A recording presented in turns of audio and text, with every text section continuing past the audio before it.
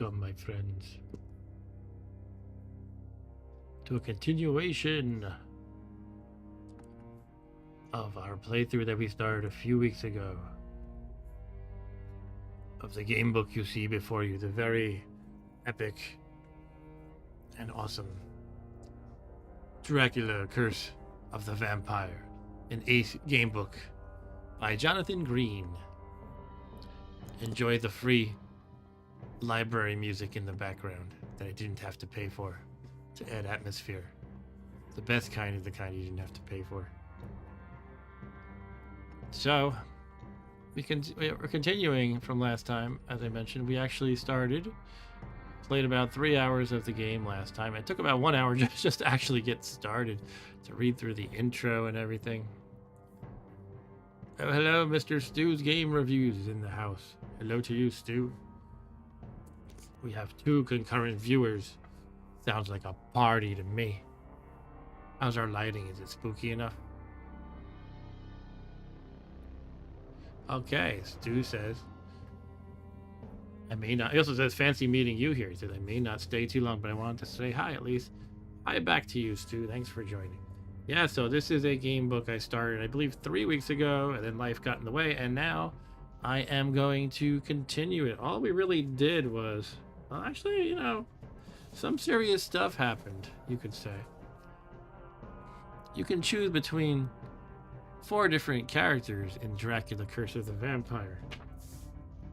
I decided to be boring and go with Mr. Jonathan Harker, because that just seems like kind of the more straightforward way to do it. But you can also choose to play as Dr. John Seward with his penis miter. No, the penis miter. Everybody has a penis. That's a penis miter. You can play as Mina, Miss Mina Murray, or you can play as Count Dracula, or is it Dr. Acula? I'm not sure. Who I assume has completely different paragraphs. I'm endlessly fascinated by that. It's like, there must be like a whole separate game book in here just for when you're playing as Dracula, I would assume. Perhaps partially so for when you're the other characters as well. And Stu says he bought that board, but still haven't done a book review. Oh yeah, Stu was asking me about this book stand I have. It's pretty good. I've gotten a lot of good use out of it. So I can stand my book up vertically and point a camera at it, and I can use these arms to hold it in place. Yeah, it's pretty nice. The arms sometimes come loose and I have to retighten the screws. That's the only beef I have with it, but that's okay. Anyway, where we left off is, well, let's actually take a look at some of the stuff that we've recorded. We basically had 2 combats. We fought a Countess and a Phantom. The Countess was basically, we were traveling by carriage and through scary Eastern European lands. You don't want to go in Eastern European, that's scary. Eastern Europe, that's scary stuff. And my taxi driver, if you will, I can't think of the right word to use, didn't want to proceed further, so I decided to go on foot through really nasty stuff. And by the way, he was talking about, I think it was him, and maybe some random villagers I found later, were warning me of Walpurgisnacht, which is a very scary night where scary things happen if you're very superstitious. But hey, the superstitious people are the sane ones. They're the ones who got it right. Us rational people are dumb. There's monsters everywhere. It's like the X-Files. Every episode, Scully's like, I don't know about that, Mulder. Mulder's like, I think that there's an alien up my butt and a vampire over there. And Scully's like, come on, be scientific. And guess what? There's a alien over there and a vampire up his butt every time. So anyway, yeah, I decided to take shelter from a really horrible storm in a conveniently placed mausoleum. And when I say I mean Jonathan Harker, not Mark W. I would never do any of this stupid stuff. But it's basically following the story of Dracula, except you can veer from what happened exactly in the story, which is a lot of fun, of course. But anyway, there happened to be an undead woman in the mausoleum, and she attacked me, and I kicked her ass. Yeah. I think did the whole place ignite on fire or something like that. And then outside of there, just kind of wandering through the cemetery, some phantoms and crap were floating around. And I think I technically won this fight, but then it said I passed out, and some locals had some locals came along to save me just as I was about to get eaten by a giant wolf or something like that. And it turns out those locals were sent to protect me by a certain Count Dracula, whose castle I was traveling to for business. You know, it's always good to travel to Dracula's home for business. You can what can go wrong there? But you know, he doesn't know who Dracula is in this story. He doesn't have the wisdom that we do. Hello Ryan, how's it going tonight? We have two of our mainstays in the channel. Two of the three of them. How many do we have? Like 4? Sue and Ryan. Thanks for joining, guys. Yeah, so that's the 2 combats I ran into, basically. And my character's endurance, which is essentially your hit points, has been on a roller coaster ride. I got beat up. You can look at how I crossed it out. I went from 24, getting beat up. There were random things, you know, in the text harming me too. But as it was going down to 5 and I expected I was going to die, I got to get some rest in, get some food in me and stuff like that, and I'm back up to 17. Something knocked my combat score by 1. Knocked it down by 1. I don't remember what it was. My ESPN is still good. I get good reception on that. Terror. Oh, yeah. That's mostly just going up. I'm scared of things. I'm seeing some stuff out here in Eastern Europe. It's the place where no one dares to tread, Eastern Europe. I didn't use my penis miter yet.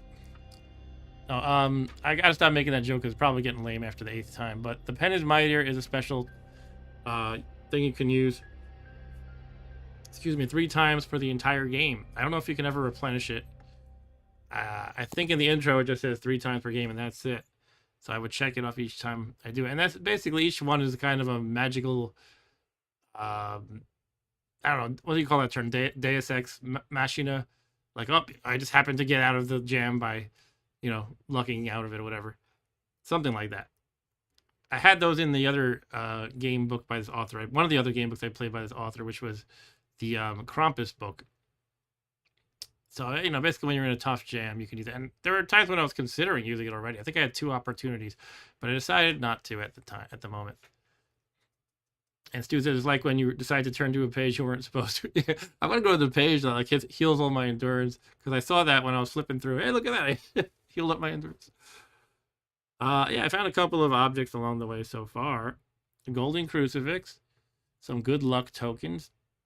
And I don't recall if they had an effect, but if they did, like, it might have been something like, you know, heal your endurance or whatever. But I think otherwise it's just stuff that I have, and if the text says if you have a golden crucifix, go to 1, 2, 3, then I get to do so. But I also have a flask of plum brandy that I believe healed me, or it reduced my terror, maybe both. And I have 4 uses of that. And it says I can go to paragraph, oh, this is what I wrote, paragraph 139, that defines how that works, because I didn't want to write out all the text. And I think we got space aliens landing in the music in the background, by the way. I don't know if you guys can hear that. I decided to load some ambient scary music that YouTube provides for free. The best kind of music is the kind I don't have to pay for, or it doesn't get my channel banned.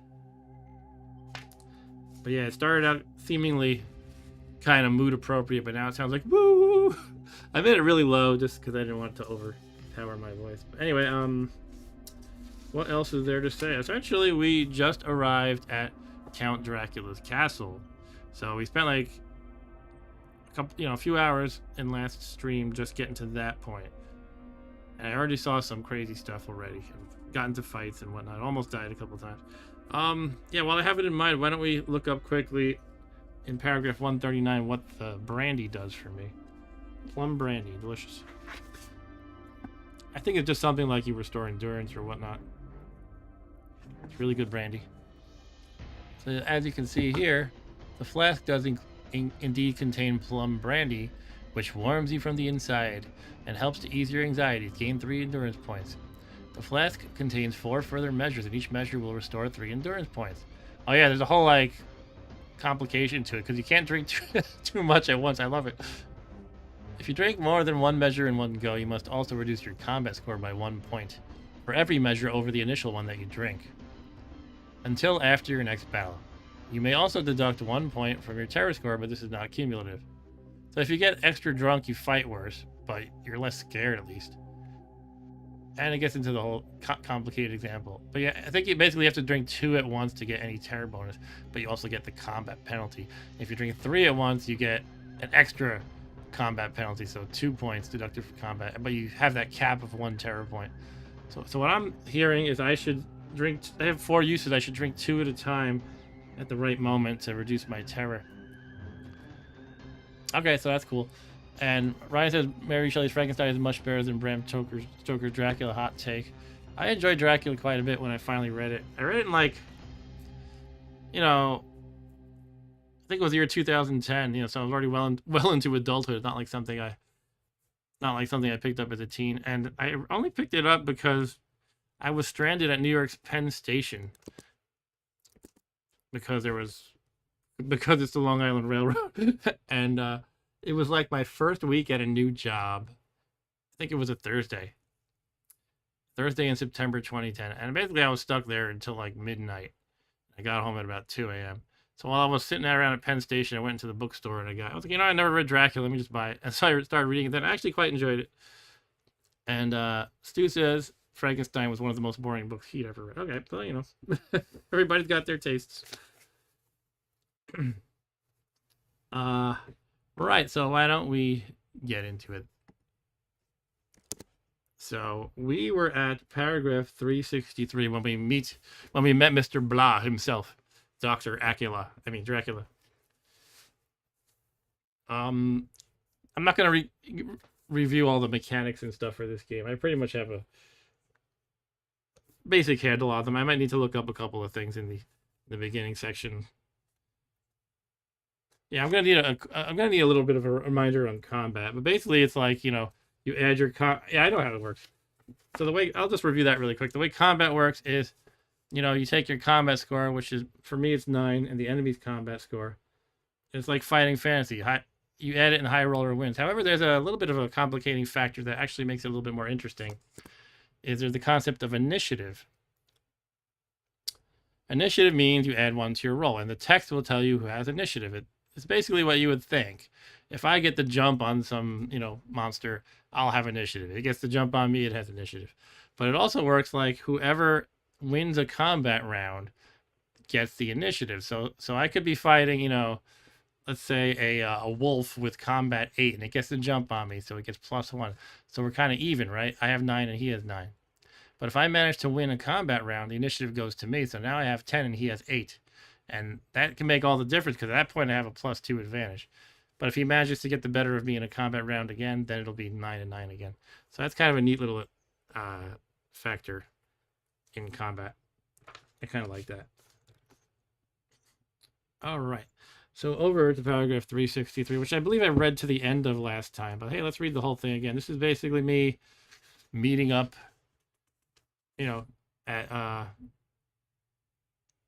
at the Castle Dracula, where all the cool people hang out in Eastern Europe.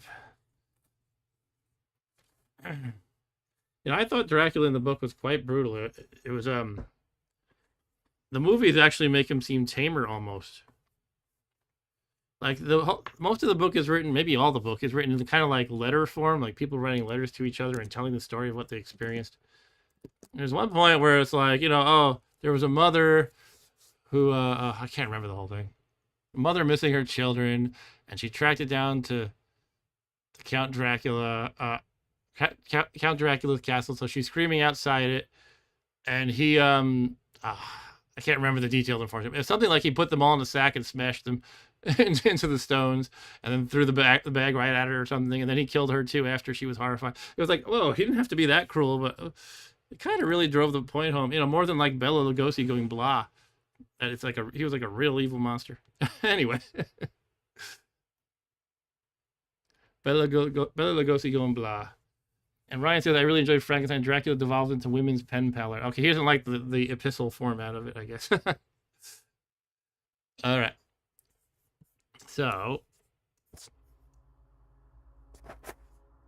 I guess I'll turn off this music. I don't even know if it's too audible right now. All right, as abruptly as he vanished, the man... Okay, who are we talking about? I guess, is it Dracula himself or someone else greeting me at the castle?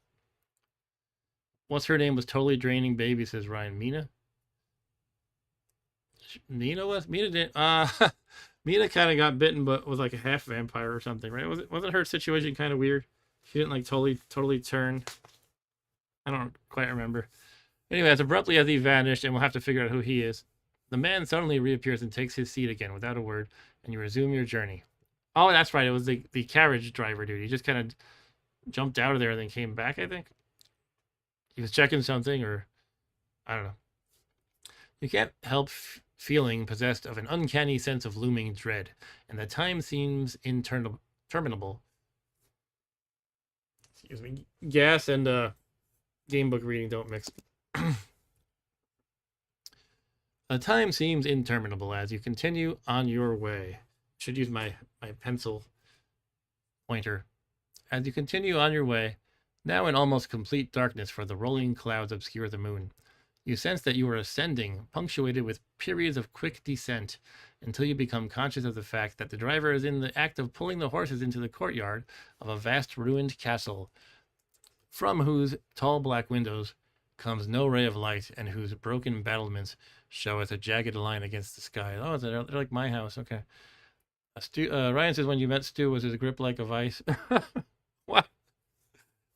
No, I don't think it was, no. In the gloom, the courtyard appears to be of considerable size, and several dark ways lead from it under great round arches.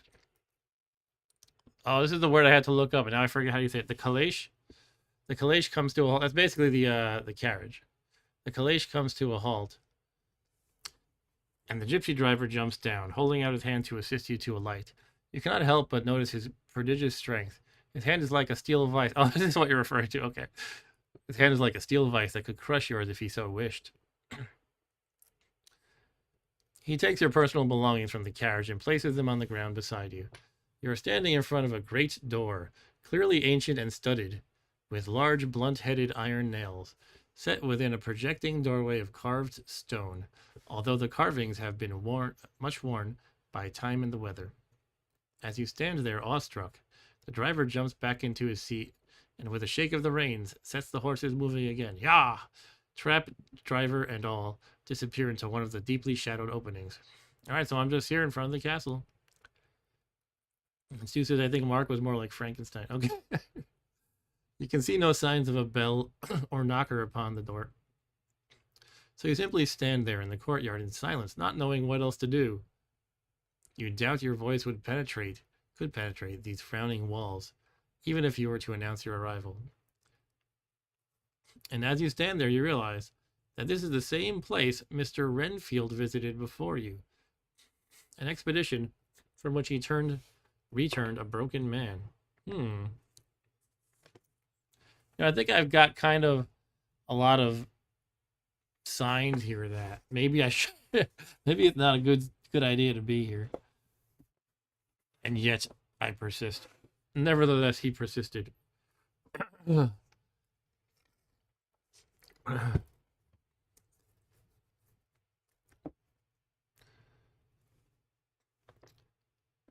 All right. You hear a heavy step approaching from behind the great door, and see through the chinks the jaundiced gleam of a bobbing light. There is the sound of rattling chains, the clanking of massive bolts being drawn back, and the key is turned, with the loud grating noise of long disuse, and finally the great door swings back. Within stands a tall old man, clean-shaven, save for an extravagant white mustache, and clad in black from head to toe. He holds in his hand an antique silver lamp, the flame burning within, throwing long, quivering shadows as it flickers in the draught of the open door. He motions to you with an antiquated, courtly gesture. Welcome to my house. He says in excellent English. Oh, excellent English, but with a strange intonation. Okay, I have to try to do a strange intonation now. Enter freely, go safely, and welcome. And why did I say welcome? At least, okay, I'm not going to go too crazy with the voices here. Clearly, I can't do it. Enter freely, go safely, and leave something of the happiness you bring. You step over the threshold, and the old man moves forward impulsively. Holding out his hand, he grasps yours with a strength that makes you wince. It seems as cold as ice, more like the hand of a dead man than one of the living. Count Dracula, you ask? The old man bows in his courtly fashion. I am Dracula, and I bid you welcome, Mr. Harker, to my house. Come in, the night air is chill. He's chilling. And you must need to eat and rest. Taking your luggage before you can forestall him, he leads you inside the castle. It is late and my people are not available. Let me see to your comfort myself. Despite your protestations, he insists on carrying your bags along an echoing passage, and then up a great winding stair, and along another great landing, on whose stone floor your steps ring heavily. At the end of this passageway, the Count throws open a heavy door, and you are delighted to see a well-lit room beyond. Inside, a grand dining table has been set for supper, while a great fire of logs flames and flares within the hearth. The Count puts down your bags, closes the door, and crossing the room opens another. Pardon me. Excuse me. Which leads into a small octagonal room lit by a single lamp.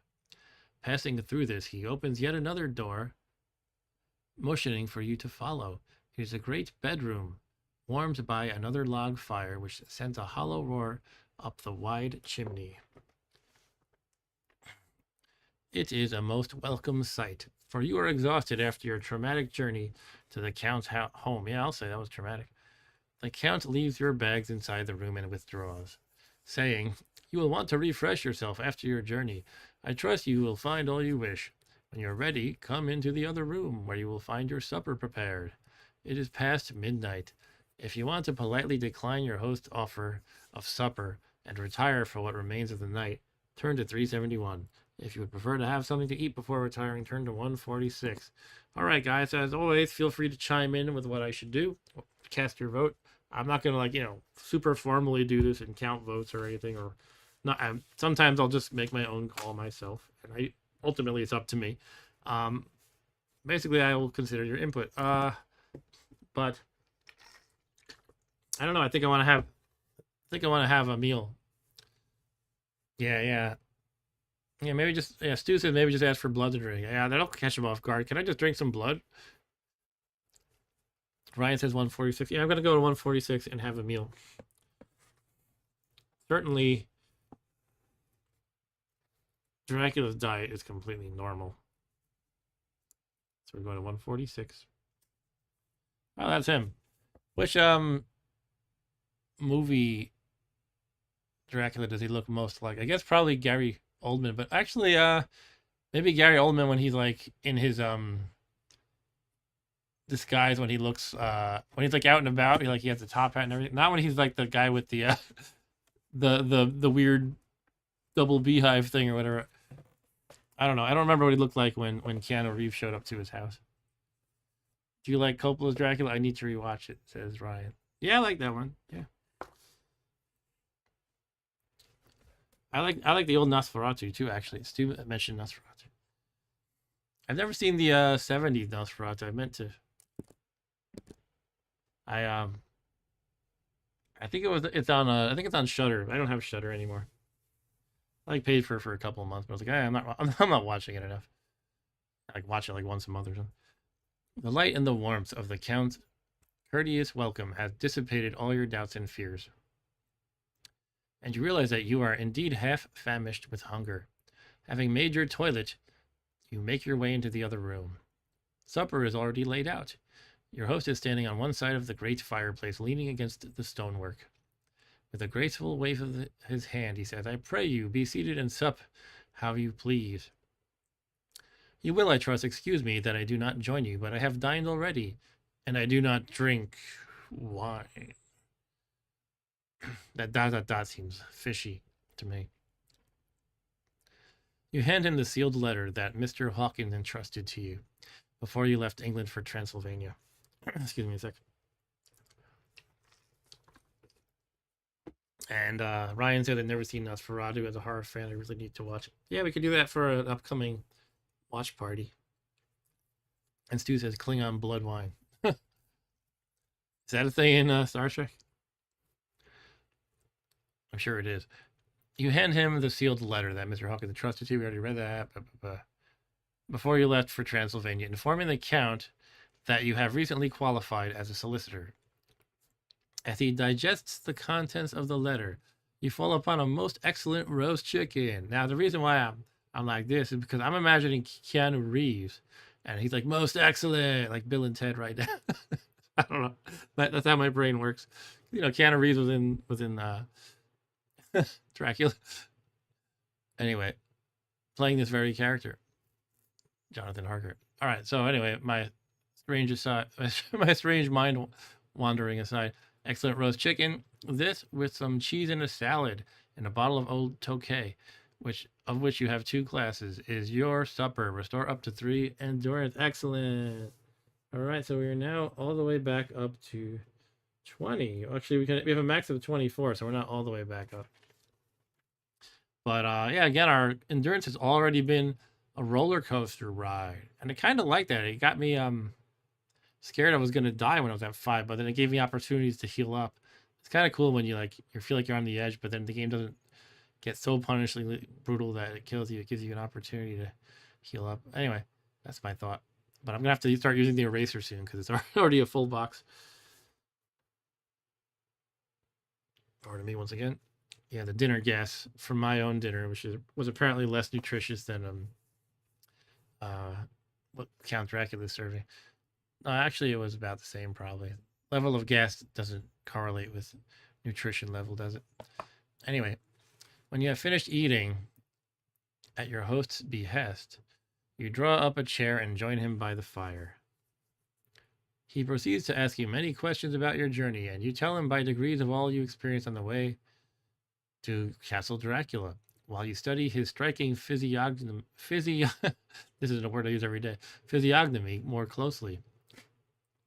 His face is aquiline, with a thin nose and particularly arched nostrils. He has a lofty, domed forehead, and he wears his hair long, in the fashion of the boyars of the past.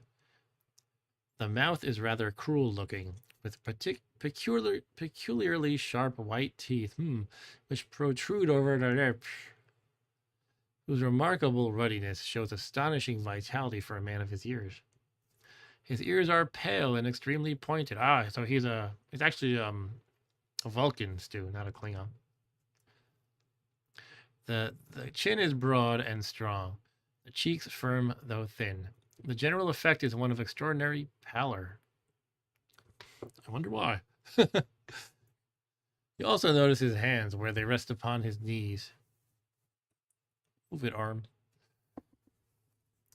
The nails are long and fine, cut to a sharp point, and curiously, there are hairs growing at the center of the palms. Okay, you know the joke. Stu, make the joke about that. The hairy palms. I know you're thinking about it. Oh, Ryan beat him to it. Ryan beat him to it. Ryan wins. Ryan gets the point. Okay. All right. A horrible feeling of nausea comes over you, which you are unable to conceal. The Count offers you a grim smile, which shows off his protuberant teeth even more than before. Add 1 to your terror score. I'm at terror of 8 now. And I've only just met Count Dracula. And you start at 0. I've seen some stuff already. I think a lot more than Jonathan Harker had seen in the book by now. I don't think he got into fights with a succubus in a mausoleum and stuff like that on the way to Count Dracula's. And encountered ghosts and things. Did he? I don't think he did. Anyway, here's let's get a shot of the whole illustration here for a moment.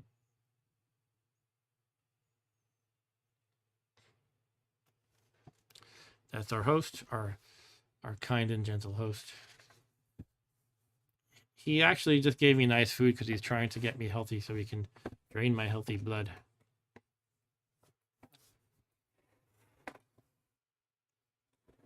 He doesn't want to drain a sickly person's blood, probably. You said they wouldn't fight a succubus. What would you do with the succubus, Stu?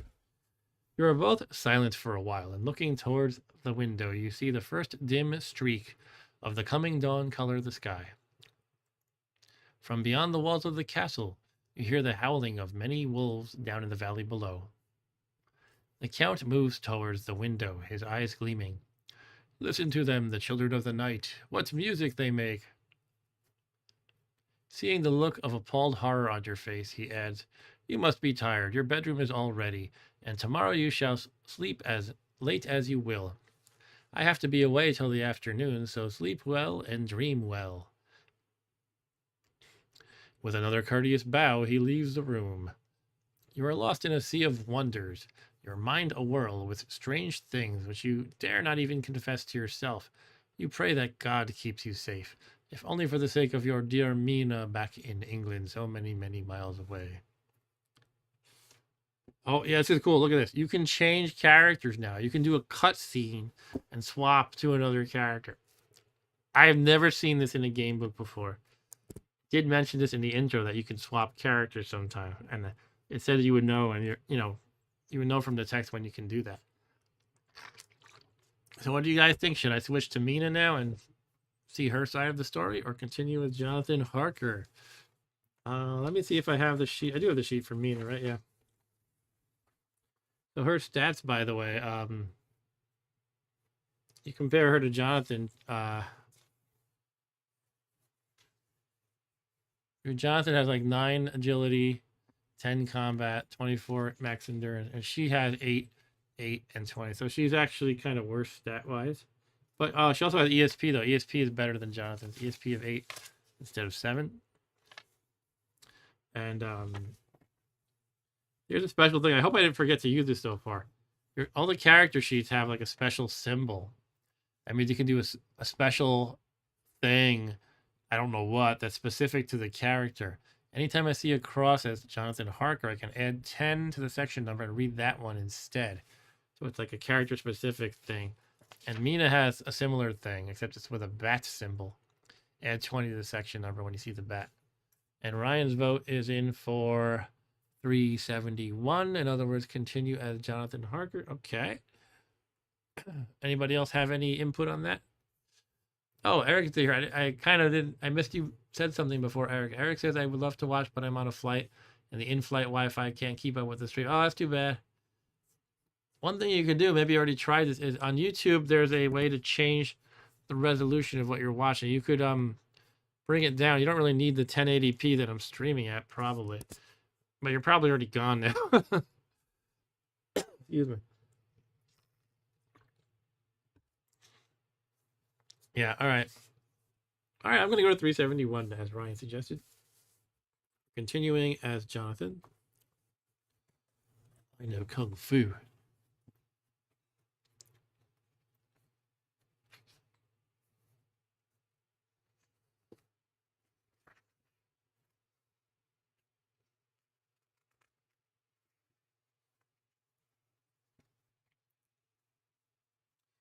Your sleep is disturbed by visions of sugar plums dancing in your head. Stu says, don't care. All right, that's fine. Fair enough. And Ryan says, when vampires put their fangs in your neck, do they make a hole somewhere else to let off the pressure so they can suck your blood? Isn't there like, I feel like I've heard this explained before. I don't know if it's explained by the original Dracula book or just some random fan theory, but it's something like the fangs themselves are like a straw. That's what I've heard. I don't know how they make the suction action happen though. I don't know.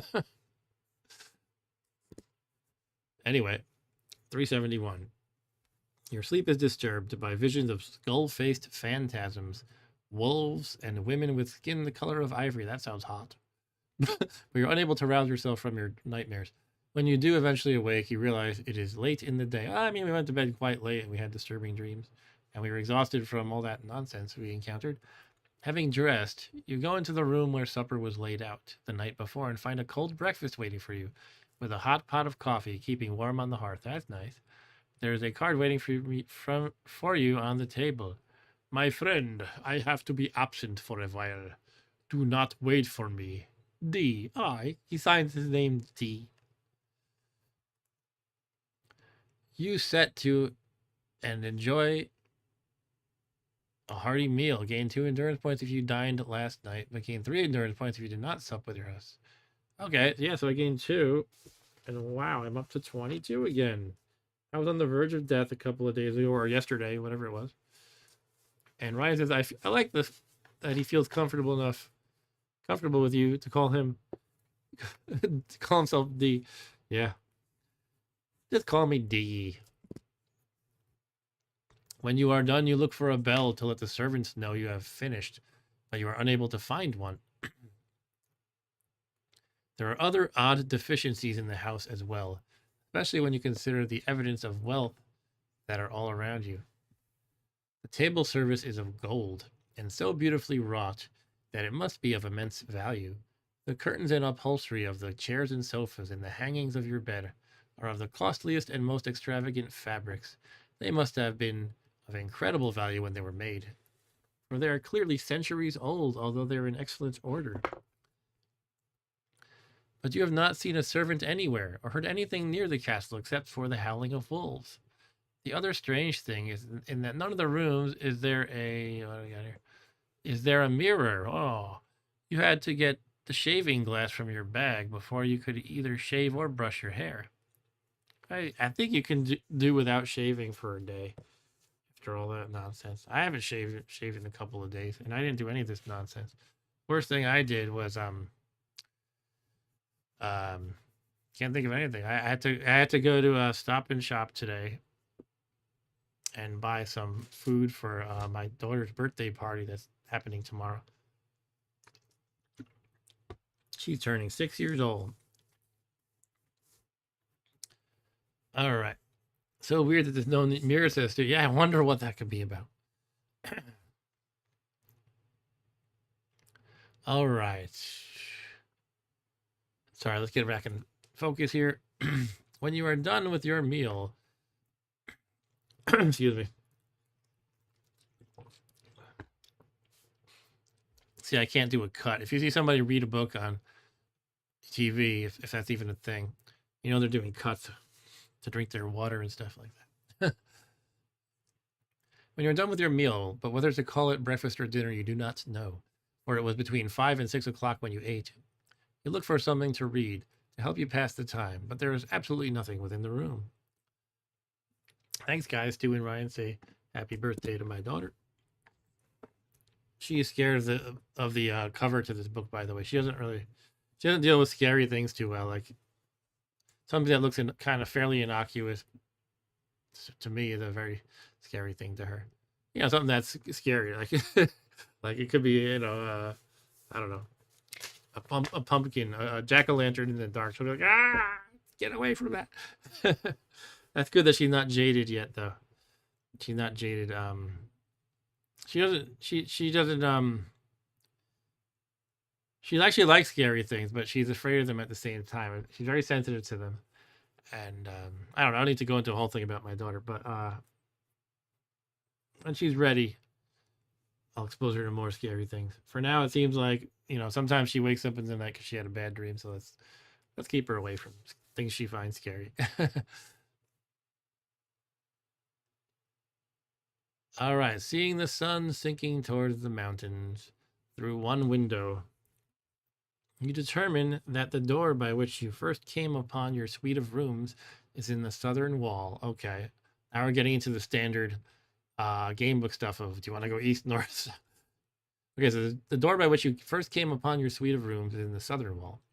Your bedroom lies through the door in the western wall, and opposite on the eastern side of the dining room there is another door. And between these two in the north wall, there is a fourth. Okay, I'm debating right now if I need to start drawing a map. I don't think it's going to be a vast labyrinth that I have to explore. And Ryan says, I remember being like that. And stop snooping, Jonathan, you creep. Yeah. Ignoring the way back to your bedroom. Let's just go in sequence, maybe. I don't know how it's going to work, but I'll start with 401 going east, which was what? Opposite? Yes. Opposite on the eastern side of the dining room. There's another door. Okay. Right. So bedroom on the west. And, there's no really hints about what any of these things are, any of these doors are. So it's kind of arbitrary. Let's go to 401.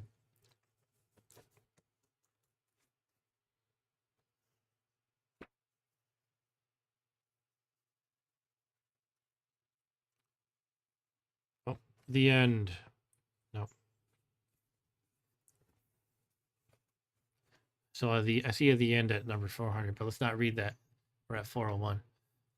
And you try the door on the eastern wall of the chamber, opposite your bedroom, but it is firmly locked.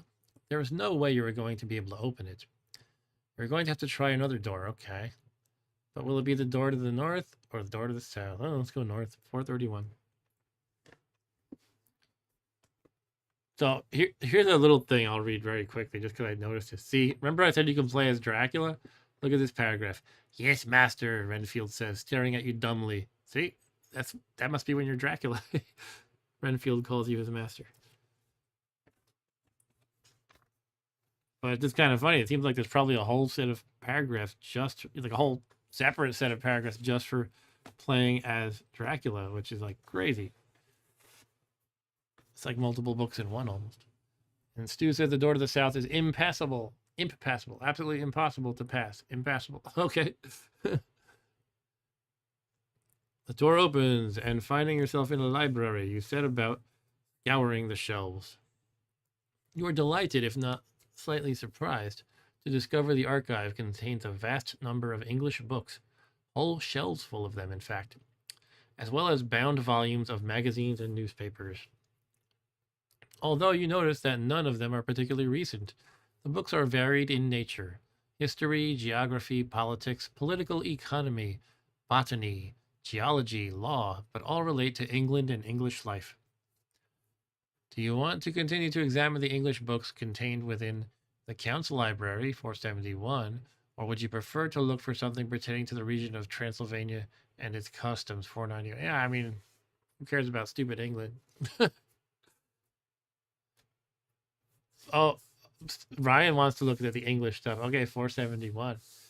That could be interesting, I suppose. Maybe it'll provide insight into where he's planning on moving to. All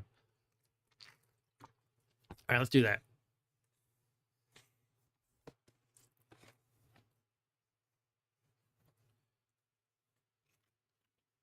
Foreign cultures are weird and evil, says Ryan.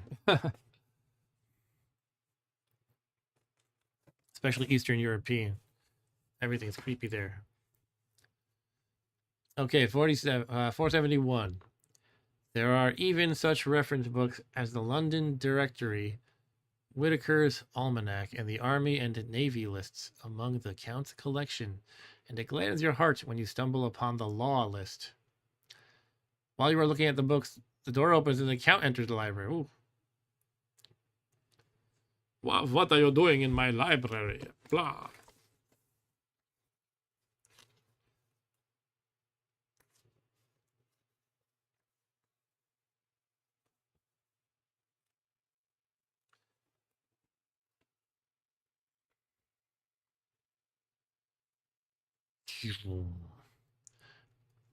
I am glad you found your way in here, for I am sure there is much that will interest you.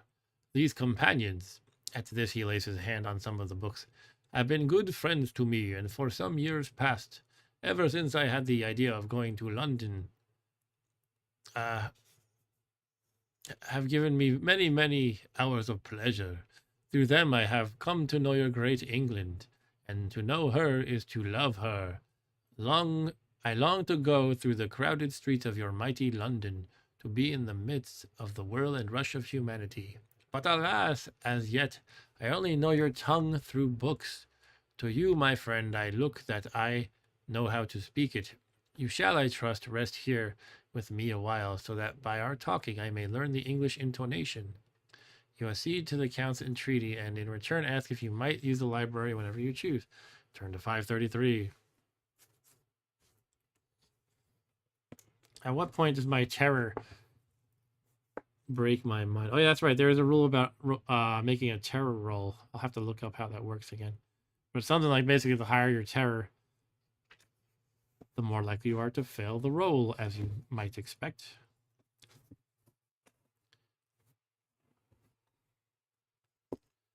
$5.33. You may go anywhere you wish within the castle, except where the doors are locked, where of course you will not wish to go, the Count says gravely. There is a reason that all things are as they are. We are in Transylvania, and Transylvania is not England. Our ways are not your ways, and there shall be to you many strange things. I decided to do the dumb accent again, I guess. From what you have told me of your experiences already, you know something of what strange things there may be. If you have the code word Langok ticked off, turn to 533. Oh yeah, I forgot to review that. Kind of meant to. You have these this concept of keywords, or what do they call it? Code words. And they're essentially like statuses, right? You know, you've seen something or you've done something. Many game books say, like, you know, write this word down on your sheet, or sometimes even like write a symbol. But in this game, they have the predefined like list of words here, and you just check them off as you encounter them. But I do not have the Langok one in question, so I will have to turn to 654. It's always like a little disappointing. Like, oh, what did I miss? I don't have that keyword. I'm already missing some paths that I could have followed. But I don't know. It could be a bad thing for all I know. It's not necessarily a good thing.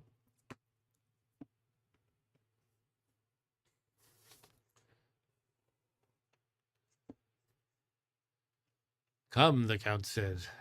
Tell me of London and of the houses you have procured for me there. And so you pour over the plan. It's all about real estate. This whole story.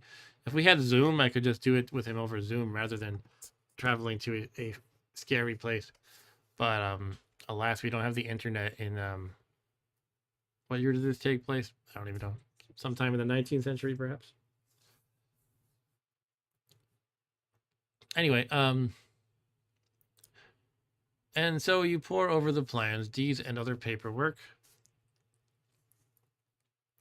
you brought with you, all the way from Exeter, concerning the Count's new properties in Piccadilly, Walworth, and Mile End, and the jewel in the crown, his own English estate. The estate is called Carfax. Ah, Carfax. You explain. It contains some 20 acres in all, and is surrounded by a high stone wall.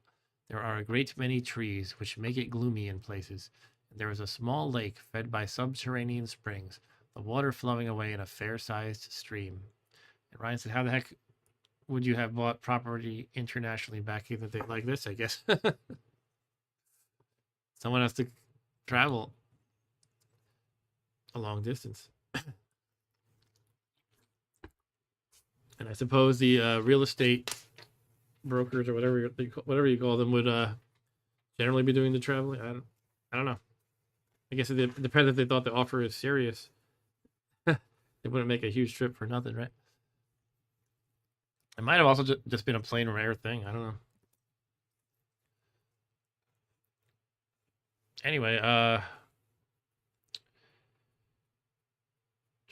the house itself is very large and of all periods and dates back to medieval times. One part is of immensely thick stone, with only a few windows high up and heavily barred with iron. It looks like part of a keep and is close to an old chapel. Let's see. Hey, David, how's it going? Welcome back. David says, is the Count Dracula? Count sure is Dracula. And Ryan says, I guess they had magazines back in the day. Maybe they advertised. Yeah, maybe just in newspapers and magazines. I don't know.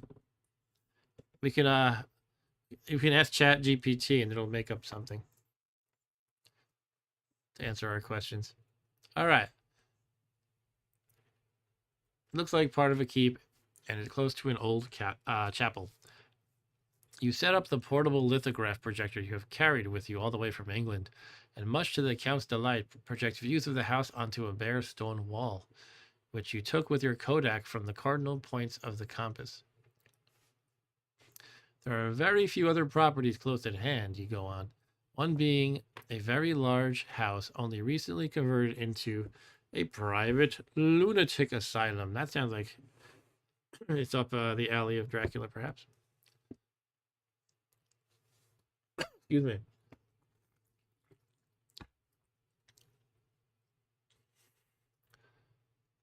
I should point out, however, that the asylum is not visible from the grounds. I am glad this Carfax is old and big, the Count says, when you are finished. I myself am of an old family, and to live in a new house would kill me. I rejoice also that there is a chapel of old times. We Transylvanian nobles love not to think that our bones may lie amongst the common dead. Moreover, I love the shade and the shadow, and would be alone with my thoughts when I may. Perhaps it is the light cast by the flickering lamps in the room, but his smile seems to you malignant and somehow saturnine. After Count Dracula puts his signature to the necessary legal documents, he makes his excuses and leaves. You pull together your papers and write a letter to accompany them, finally preparing everything to post to Mr. Hawkins back in Exeter. As you are putting your papers together, you notice an atlas lying on the table. If you'd like to take a look at the atlas, turn to 684. I guess I might as well. If not, turn to 713. Curiosity killed the Jonathan Harker, though, right? No, I'm going to do it. Ryan said, looked it up. They did have projectors back then. That's pretty cool. Oh, cool. Yeah, I mean, I wouldn't think they would have a gross inaccuracy like that. I don't know. I guess they could. I don't know if that was in the original story or not. I don't recall that, but it's totally possible it was. 684.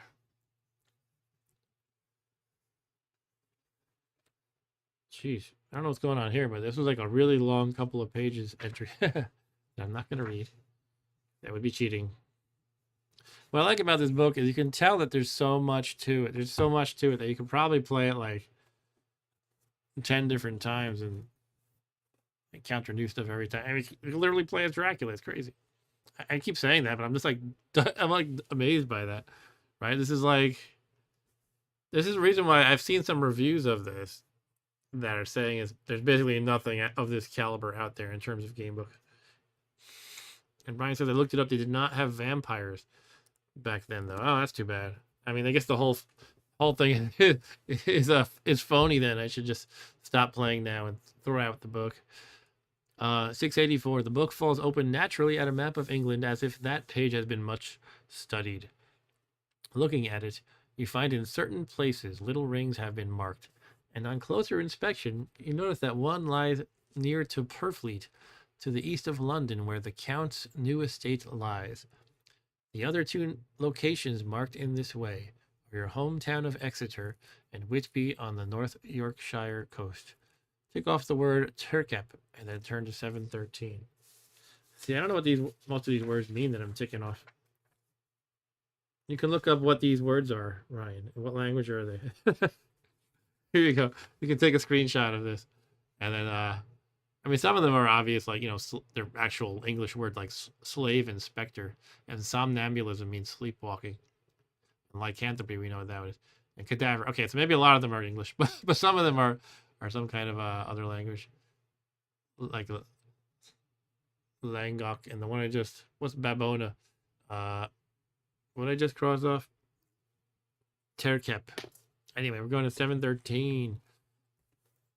By the way, was it you, David, who mentioned that there's an even longer game book out there, something called like the Bastard Elf or something, the Sword of the Bastard Elf? I should check that one out. It has an awesome name, the Sword of the Bastard Elf.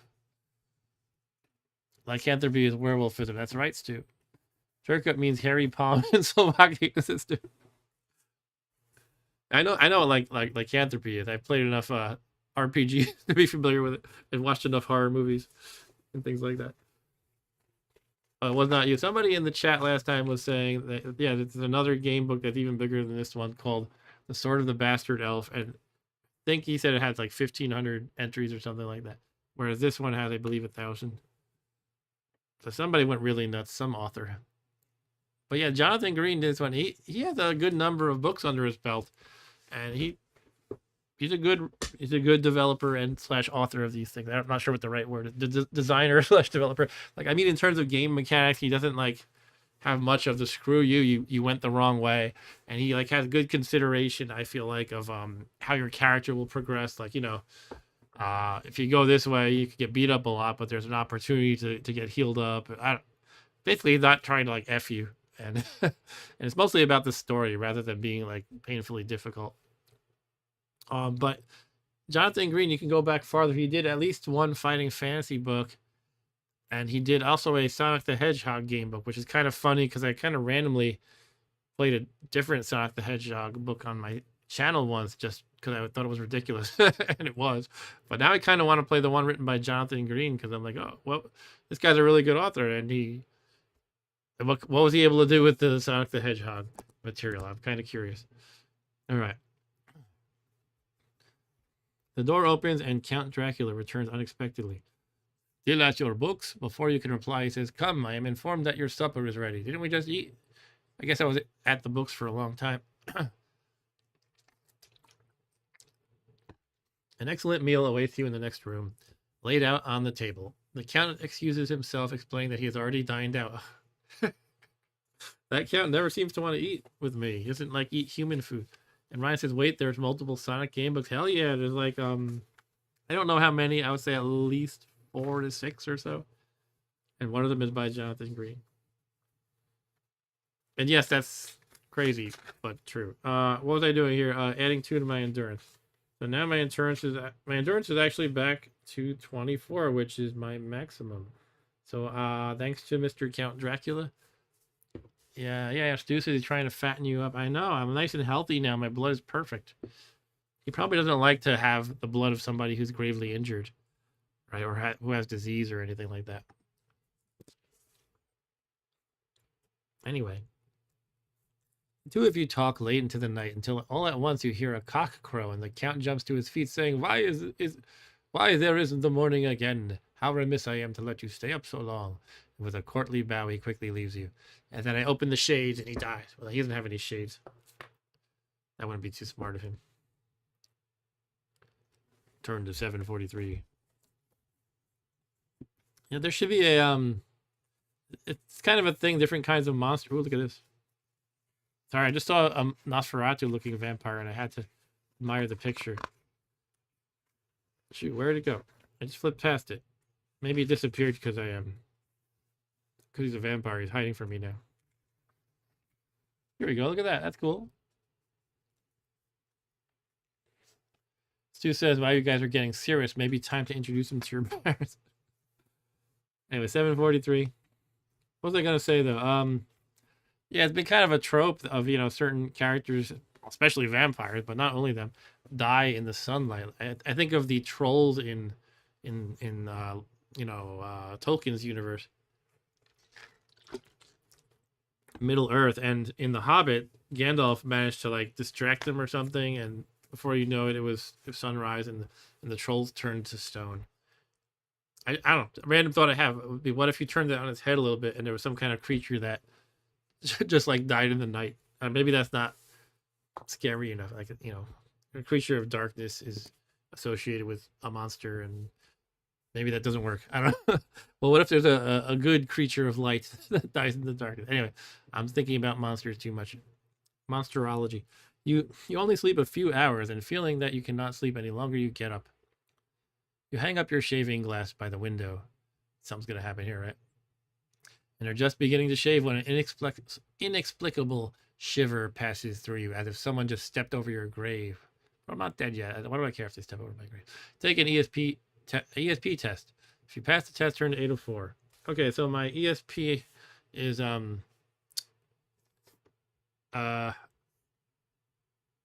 Stu said that's such a stupid trope. All right, I mean, oh, someone stepped on your grave. That's that trope. I thought you were talking about the sunlight thing. All right, what am I doing here? Let's see. I haven't got to use my overhead camera yet, but let's do it now. So we're going to make a roll real quick, and I don't remember how it works. I think it's just 2 dice, and you have to roll lower than your ESP, perhaps. But okay, it literally won't let me make this thing bigger than this. Why is that? This is OBS software being a pain to me for some reason. I've done this like 100 times before, but it's stopping at that. Okay. Way to be a pain, OBS, like for no reason. All of a sudden. But normally I try to make this a bigger window. What's going on here? Why is it like... Give me 1 second. I'm going to see if I can figure this out real quick. If not, we'll just deal, I guess. I might have to like make a new thing. I don't get it. I don't know. Is it like, is there a way to like lock the side of it or limit? That's weird. I've never seen this before. All right, I don't know. It's not too important right now. I mean, let's just roll something. So I will look up how this works just to jog my memory. But I think, again, it's just 2 dice. And to succeed, you need equal or lower than your ESP. So bear with me a second while I confirm that. Terror tests they talk about. Testing your attributes. If it is your agility, combat, or ESP that is being tested, simply roll 2 dice. Equal to or less than the attribute is passing. Greater than is failing. Yeah, that's what I thought. Pretty much exactly. All right, so we need a 7 or less on 2 dice, which is okay-ish odd. It's like 7 is like the peak in a 2-die bell curve, basically. All right, but I failed by 1. That is a 3 right here, so that is an 8 altogether. My ESP did not kick in. If you fail the test, 834. So I guess this is going to be about detecting Dracula sneaking up on me or something.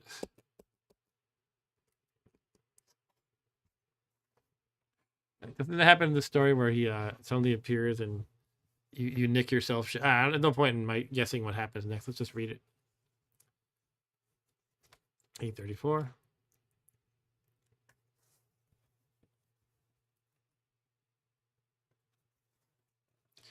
And he likes your blood, something like that. But yeah, I don't know what's going on with that camera issue. I can't make. That's so annoying. It's gonna bother me forever now. It worked last time for sure. Did I even update the OBS software? I don't think I did. Anyway, whatever. You suddenly feel a hand on your shoulder. Good morning, comes the Count's voice in your ear. I mean, good morning. You start in surprise, amazed that you had not seen him approach because you failed your ESP roll. Since the reflection of the glass covers the whole room behind you. You return again to the shaving mirror to see how you could have been mistaken. This time there can be no error, for the Count is close to you. You can see him over your shoulder, but there is no reflection of him in the mirror. Add 1 point to your terror score, and tick off the code word Tukor. Tuko. Okay, we got Tukor and another terror. So I'm at 9 terror. 9 things have scared me so far. Forget if any of them might have incremented by 2.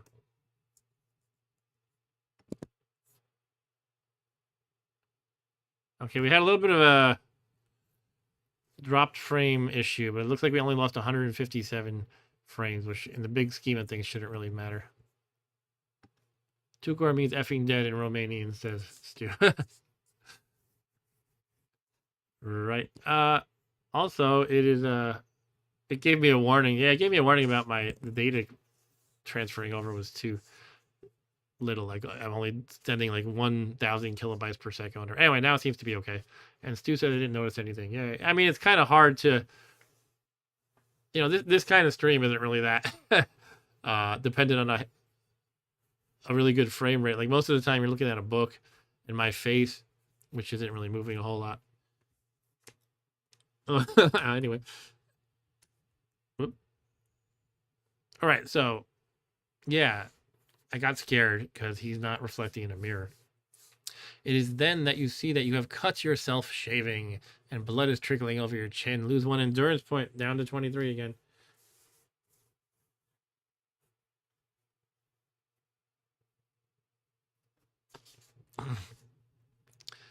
Okay, in that instant, the Count's eyes blaze with demoniac fury, and he suddenly makes to grab your throat. If you're wearing a golden crucifix, I am. Turn to 864, if not 894. I mean, I have it. I'm assuming that means I'm wearing it. I'm not going to say I'm not wearing it. Okay, 864. And I'm assuming he's gonna like burn himself on me or something. I'm gonna probably get freaked out again.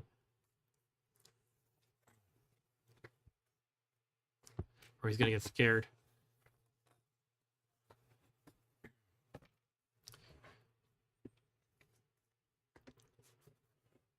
You instinctively draw away, and the Count's hand touches the string of beads that hold the crucifix. It brings about an instant change in him, and his fury passes so quickly, you wonder if it was ever there at all. All right, using my Jesus power. 924.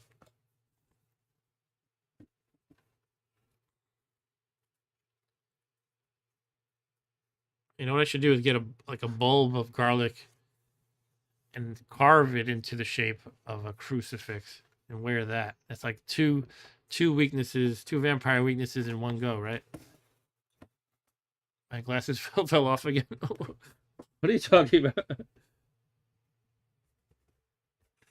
Because of the frame rate. Anyway, 924. Take care of how you cut yourself. Take care of how you cut yourself, he growls. Take care of how you cut yourself, he growls. In this country, it is more dangerous than you think. It's a weird thing to say. You nick yourself shaving. In this country, that's dangerous. He seizes the shaving glass. And this is the wretched thing that has done the mischief. It is a foul bauble of man's vanity. Away with it. Gain 2 blood points and turn to 954. That's the first time I've gained blood points, which is not a characteristic of my character. It's like a global thing that I think means how powerful Dracula is getting, basically. So 2 points of blood. Turn to 954. Dropped frames. Oh, I got it finally. I was a little slow there, too, as usual. My glasses frames, get it?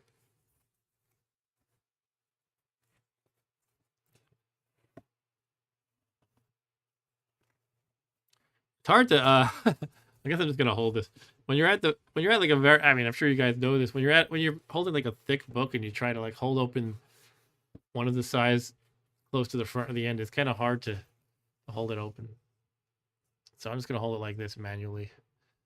Opening the window with one wrench of his terrible hand. Your host flings the mirror out of it. Out the window it goes. Wait, isn't it like morning time? And he's just opening the window. Wouldn't the sunlight get him? I thought it was morning, right?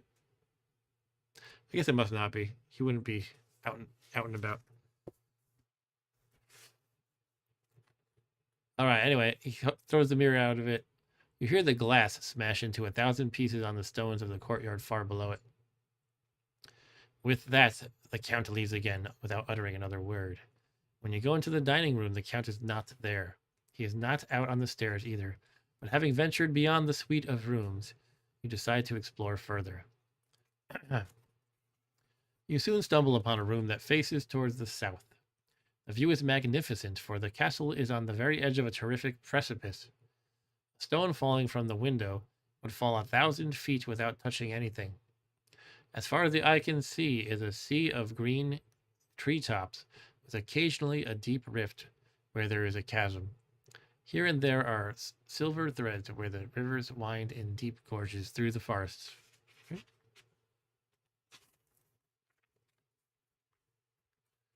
Exploring further, you find doors everywhere, but all locked and bolted. And we're not allowed to go into these locked ones. I'm going to pick the locks anyway. Only the windows in the castle walls seem to offer any available exit. The place is a veritable prison, and you are its prisoner. I'm just realizing I'm the prisoner. You find yourself thinking things that you dare not confess to your own soul. Among them, that you are the only living soul within Castle Dracula. One thing is certain. The Count is the one who has made you a prisoner, and he alone is master of the secrets of this place. So you must keep your knowledge and your fears to yourself, for you will need your wits about you if you are to come through the other side of this ordeal. Hey, the undead engineer, how's it going? He says it looks like a cool game. Yeah, this is a game book. It's about the story of Dracula, the classic novel, but You can play as multiple different characters, including the Count Dracula himself. And I'm playing as Jonathan Harker right now, and yeah, it's a lot of fun so far. Welcome to the channel, by the way. All right, let's continue reading. Yeah, you have hardly come to the kind of like For Against Dark. It's more like a game book in the sense of like fighting fantasy or Lone Wolf, or I guess if you don't know those, Choose Your Own Adventure, basically, kind of, but with more dice and stuff like that, and keeping track of character stats and inventory and things like that. All right, let's keep going. You have hardly come to this conclusion when you hear the great door shut below shut, and suspect that the Count has returned. Hurriedly returning to your rooms, you are joined not long after by Count Dracula. In an effort to hide your suspicions from him, and with a mind to finding out all you can that might help you effect an escape from your prison, you engage him on the subject of Transylvanian history, which he warms to wonderfully. He speaks of battles in particular, striding about the room and acting out moments of pivotal action as if he had been present at them all, explaining that to a boyar like himself, the pride of his house and name is his own pride. Their glory his glory, and their fate his fate. And we Sekeles have a right to be proud, he exclaims, for in our veins flows the blood of many brave races who fought for lordship of these lands. Is it a wonder that we were a conquering race when in our veins runs the blood of Attila the Great? That when the Magyar, the Lombard, the Avar, the Bulgar, or the Turk poured in their thousands upon our borders, we drove them back? And Stu said, I once knew a guy with that last name and he pronounced it CK, but not sure if that's what, like this one, when I said Sekelis, CK, really interesting. Yeah, I'm really bad at any of these kind of Eastern European pronunciations, so I apologize for anyone who's maybe from that area, and or anyone who can actually pronounce these right. If you're listening to me in cringing, I apologize, but I just simply don't know this. Anyway. And when shame fell upon my nation, when the flags of Wallach and the Magyar were trampled beneath the crescent, who was it but one of my own race? Who is Voivode? That's the band Voivod, right? Is it Voivode or Voivode? I don't know. Voivode crossed the Danube, and beat the Turk on his own ground. Mr. Harker, the CKs, and the Draculas, as their heart's blood, their brains and their swords, can boast a record that upstart mushroom growths, such as the Habsburgs and the Romanovs, I know those names, can never reach. But those warlike days are over, and blood is too precious a thing in these days of dishonorable peace. And the glories of the great races are now just a tale that is told. The Count turns his gaze to a great crest in the shape of an ornamental shield, bearing the bas-relief of a mighty dragon. Its wings and tail curled about it, carved into the stonework above the mantelpiece. If you want to ask him about the significance of the crest, turn to 831. If you prefer to say nothing, turn to 861. By the way, the Undead Engineer, I kind of have a thing. If anyone wants to chime in which choice you think I should make, feel free to shout it out in the chat. And ultimately, it's up to me, but I like to take your opinions into consideration. Okay, so I don't know. I feel like, if it's a thing that I notice and I see no reason not to do it, let's just go with it. 831. It's usually how I proceed with these things. Embrace the curiosity. Sometimes it screws you though.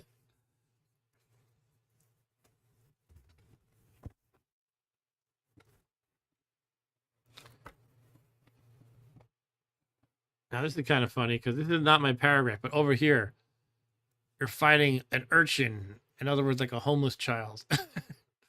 Street urchin attacks you. Anyway, maybe as Dracula, that's even. You could drain his blood. Anyway, I'm not going to drain street urchin's blood as Jonathan Harker. It is the insignia of the Order of the Dragon, your host explains. A noble chivalric chivalric, is it pronounced? Chivalric Brotherhood of Knights. It's a lot of difficult words here. Brotherhood is apparently difficult. A noble chivalric brotherhood of knights, whose initiates vowed to defend the cross and fight the enemies of Christianity, the Turks of the Ottoman Empire in particular. Okay, take off the code word Sarkani, and then turn to 861. So I got a lot of code words checked off. Let's review that real quick. So, again, this sheet that you print out gives you all the code words. Unlike many of these game books where it just says write down this word on your character sheet. In this one, they give you the whole like chart that lists all the possible ones you can get. And you can see how many ones you've checked off. And I feel it's not really, I guess, percentage-wise, not really a significant, fraction of all of them. But it feels like I got a lot of them. Anyway, let's keep going. 861.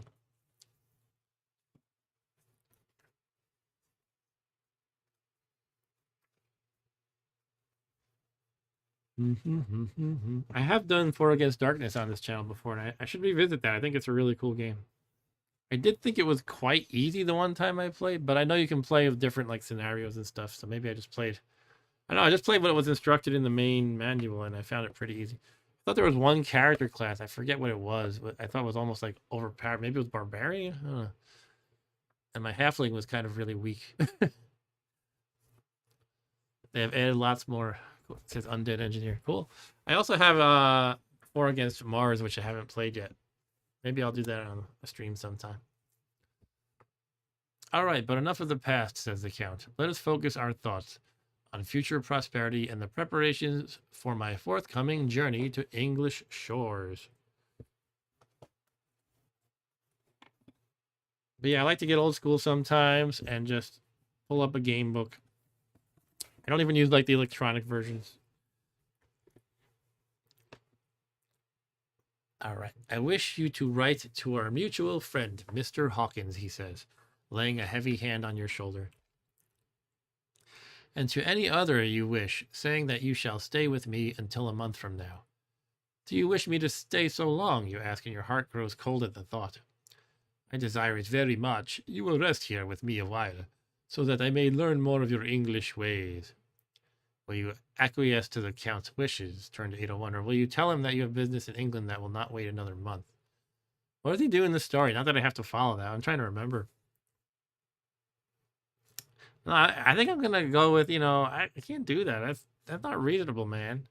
You might not like it, but it's not reasonable for me to just stay a month. Like, I'm staying here for business purposes, and the business is pretty much done, right? I think. Staying here a month is not reasonable. Sorry, Count Dracula. I know you want to fatten me up and then eat me or whatever, but I'm not going to do it. 989. That's really close to the end of the entire book because there are 1,000 entries. I will take no refusal, says the Count, brooking no argument. When Mr. Hawkins informed me by letter that someone would come on his behalf, it was understood that my needs only were to be consulted. Consulted what? That my needs only were to be consulted. In other words, my needs don't matter. His needs matter. By the light of the fire burning in the hearth, his eyes appear to glow crimson, as if with flames of his own, and you feel your resolve weaken under his furious gaze. Add 1 to your terror score and gain 2 blood points. All right, over to 801. Let me do that real quick. All right, thanks for hanging out a little bit, Ryan. I'll see you next time. Take care. And so the blood score is now 4. That's like a global variable, if you will, of the strength of Dracula, as I understand it. And I gain another terror. My terror is at 10. It just gradually crept up. As we're basically only in the kind of, in my view, introductory sort of section of the story. And this is the record of my terror gradually increasing. It went down once from perhaps the brandy it was. You can see it went from 8 to 7 at one point. But generally, yeah, the trend is upward. As opposed to my endurance, which I got beat up so hard when I was traveling and out in the wilderness and stuff in the bad weather. And then I got kind of opportunities to rest up and heal up and eat lots of Dracula's food and whatnot. And I'm at 23 currently. 23 after getting Nick's shaving. I was at 24 a moment prior to that. Anyway, yeah, he'll take no refusal. So over at 801. 801. It's funny when I'm flipping through this and I see combats with like Renfield and stuff. Oh, you can fight Renfield.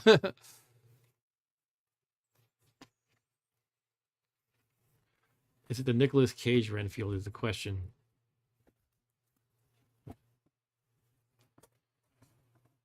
So many great games out there. I'm thinking about 4 Against Darkness again. Like, oh, I love to do it on my stream. That's like fun to show off the games and chat with people and everything. Anyway, 801, yeah. Today the British Empire, tomorrow the world. No, it's not us. Interesting. That must be Dracula takes over Britain, probably. And if you're playing as Dracula. 801, what can you do but agree? What can I say except, okay, Dracula.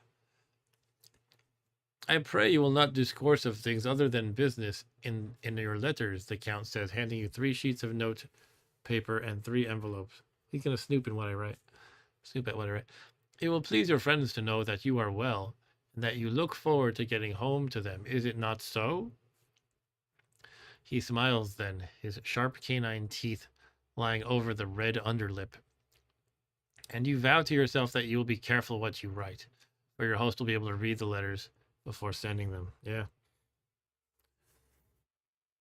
You write 2 letters, one to your employer, Mr. Hawkins, and one to your beloved fiancée, Mina.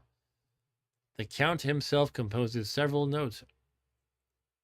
One directed to Samuel F. Billington of Whitby, another to Herr Lautner of the Bulgarian port of Varna, a third to Coutts & Co., the London bankers, and the 4th to Herren Klopstock and Billie Eilish. No, who's that?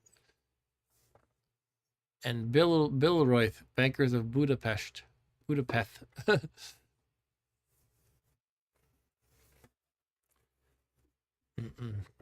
I suppose. I just never saw that spelling.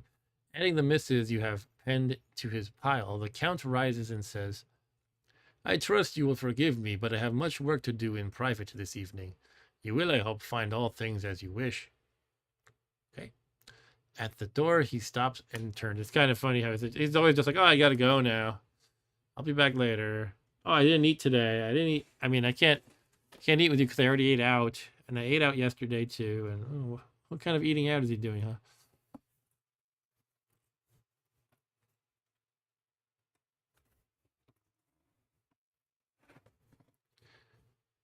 All right. Let me warn you, my young friend, that you should leave these rooms. That should you leave these rooms, you will not fall asleep in any other part of the castle. It is old and has many memories. There are bad dreams for those who sleep unwisely. And then he is gone, leaving you wondering whether any dream could be more terrible than the unnatural net of gloom and mystery which you feel is closing around you. Turn to 172. By the way, I'm not going to be streaming crazy marathon style tonight. I'm probably going to stop at about 10:30 my time here in New York. It is almost 10 o'clock now. Maybe I'll push it to 11 if it gets especially exciting. But yeah, you know, I got a big date tomorrow with my daughter's birthday party and everything. I want to help my wife prepare and tidy up the house and everything. Wouldn't be fair for me to sleep late because I was up late playing with this fellow here. This is the guy on the cover, by the way, that my daughter saw on it, and she was like, ah. She didn't want to look at that guy. You know, I can't blame her. You know, she's only 6, and that's a pretty scary-looking guy. You feel that your near-nocturnal existence is taking its toll on you. It is destroying your nerve. It has you starting at every shadow. And your mind is full of sorts of horrible imaginings. God knows that there are grounds for your overwhelming sense of dread in this accursed place. Yeah. Suddenly, desiring a breath of fresh air, you throw open a window and fill your lungs with cold night air. You look out over the beautiful expanse of this region of the Carpathian Mountains. Everything is bathed in soft yellow moonlight that seems to cause the distant hills to melt into obscurity, and the shadows in the valleys and gorges are of velvety darkness. But as you lean from the window, something catches your eye, something that is moving a story below your position. Drawing back behind the weather-worn stonework, you peer out warily. What you glimpsed is the Count's head coming out from a window. But revulsion and terror threaten to overwhelm you when you see the man slowly emerge from the window and begin to crawl down the castle wall, head first, over the dreadful abyss, with his cloak spreading out around him like great wings. Yeah, I remember that sort of thing in the novel. Take a terror test. All right, so I have to remember how that works. My terror is 10. I won't remember how it works. I'm going to look it up.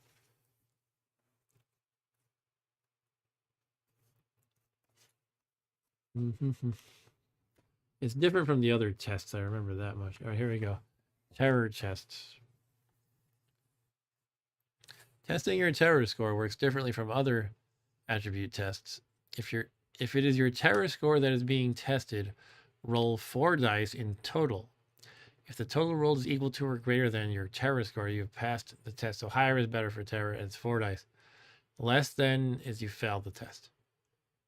Please note that your terror score may not drop below 0 and may not exceed 24 points. Yeah, I guess if it's 24, we wouldn't always fail, but all 6s would be the only way to pass. So it gives you that tiny chance. It's really hard to roll 4 6s, though. Anyway. So what I have to do is roll a 10 or higher on 4 dice, which isn't that bad.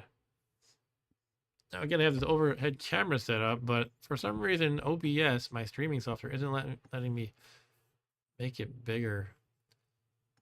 So I'm wondering if I can. I'm gonna fiddle with this real quick. See if I can get it fixed. Bear with me a moment, though. I could probably edit. I don't know. I don't even know what to do, honestly. So let me try making a duplicate of it, of the control, and then maybe it'll magically work. If I make a new one from scratch, it's gonna take me like a couple of minutes. It won't seem to let me duplicate it. Oh, there we go. I duplicated it. Okay. I have 2 of them. Can't expand either of them all the way. All right. So we'll undo that. Fine. This is what we get, I guess. Strange. It's not how it worked before. All right. So we have to roll 4 dice. And this is the biggest I can make this. Sorry. What we want to get is 10 or higher, which, again, should not be that difficult on 4 dice. But, you know, my rough feeling is that's like a 80-ish% chance of a success without doing the math. All right, I passed it. This is a 6, 5, 1, and 2 for a total of, sorry, it's 2 and 2 for a total of 15.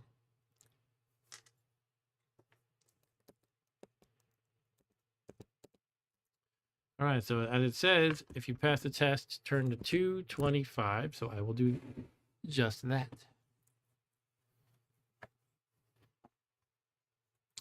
Oh, was this the this might have been the actual illustration for my specific paragraph.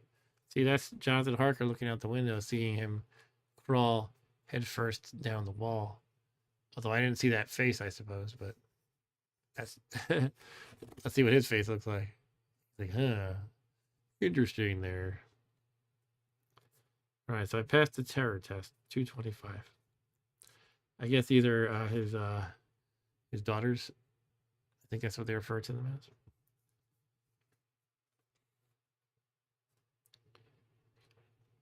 $225.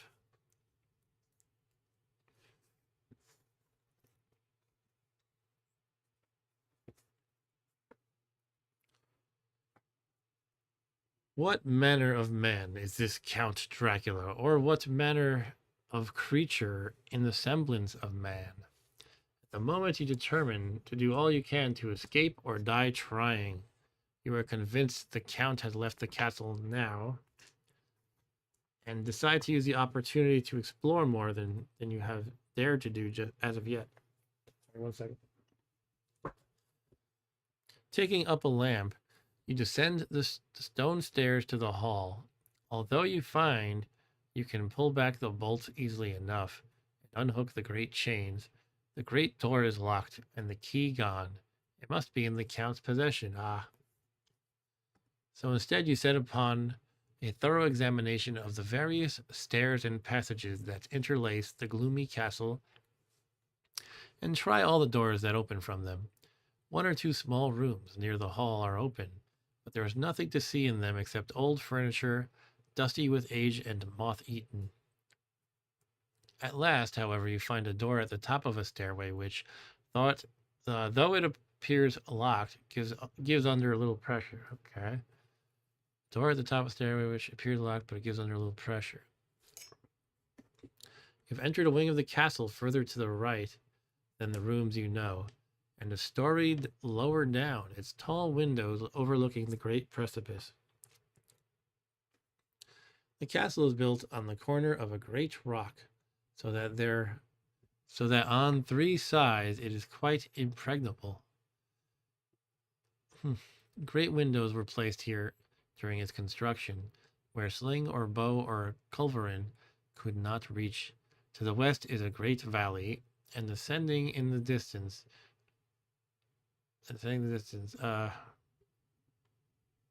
great jagged mountain fastnesses, rising peak on peak, the sheer rock studded with mountain ash and thorn, whose roots cling to cracks and crevices in the stone. Exploring this portion of the castle, you come to a bend in the passage you are following. There is an iron-studded oak door to your left, in the south-facing wall, a chill wind blowing through the cracks between the planks. To your right, the passage continues to a suite of rooms at its end. Do you want to try the door to your left, 248, or keep following the passageway to the right, 489? I think I'm going to try door number 1. Go to 248.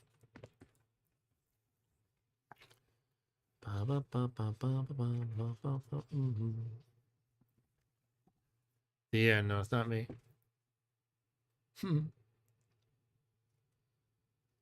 The door has become warped by time, and the old wood is now swollen within its stone aperture. If you want to try to force the drafty door open, turn to 337. If not, turn to 308. Well, I feel like it's going to be obvious if I try opening it. Like, it might damage the door, and the Count will know.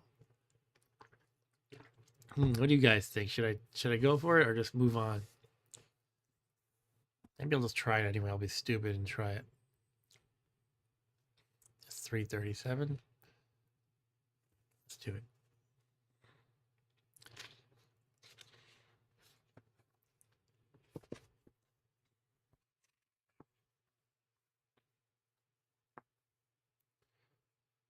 Taking a few steps back, mustering all your strength, you charge at the door with your shoulders square onto the iron-studded oak. That doesn't sound like a good way to do it. You should kick it. Anyway, take an endurance test. If you pass the test, turn to 399. Is that 4 dice or 2 for endurance? I feel like all of them but terror are 2, but let me check it out. And if I'm correct, it's an automatic success. Oh no, it's 4 dice. But you want equal to or less. I'm still close to an automatic success because basically only all 6s would fail. All right. So overhead view that once again I cannot enlarge for some reason. I'll just put it right here. Get my drink, the view of my drink. No, let's close this. All right.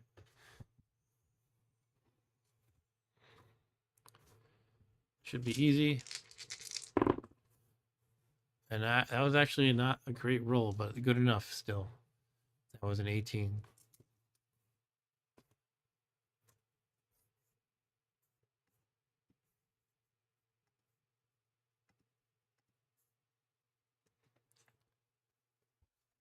Okay, so we are going to $3.99 for passing the test.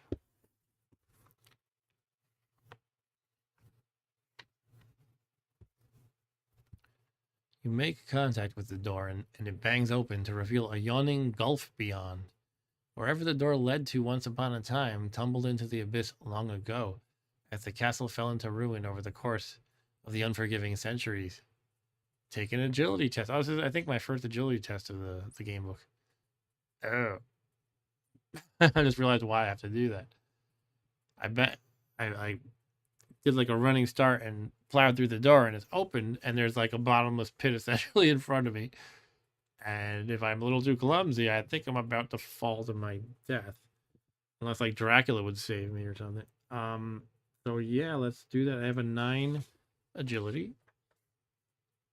As you can see on Jonathan Harker's character sheet.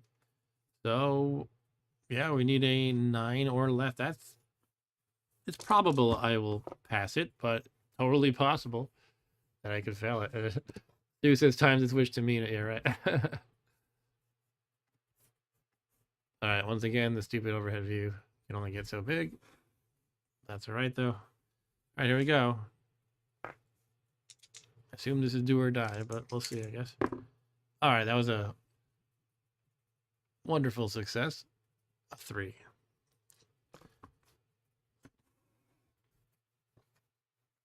All right. I passed, so I turned to 459. I don't know what's going on here, but sorry, I got the wrong camera set. All right, back to that. I know this is what I was saying. Whoa, is that Renfield or something? I don't care. I'm not gonna look right now. 439, I said, right? Oh, I think I lost that actual. That was not it. 459 was it? I have to rewind. Yeah, okay, no, I got it. 459. Yeah, Stu said I think it was 459. Thanks, Stu. You managed to grab the door handle and stop yourself from plunging into the abyss. Always a good thing. Pulling the door firmly shut again, you keep following the passageway instead. 489. Okay. Well, look at this. A lot of cool, creepy illustrations. I like it.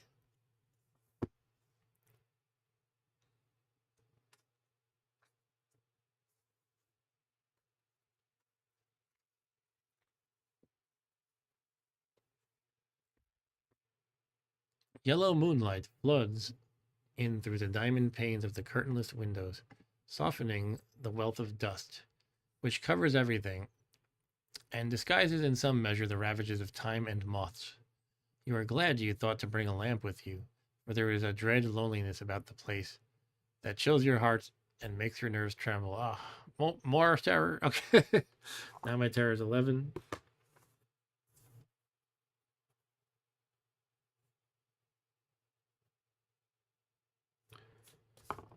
Okay.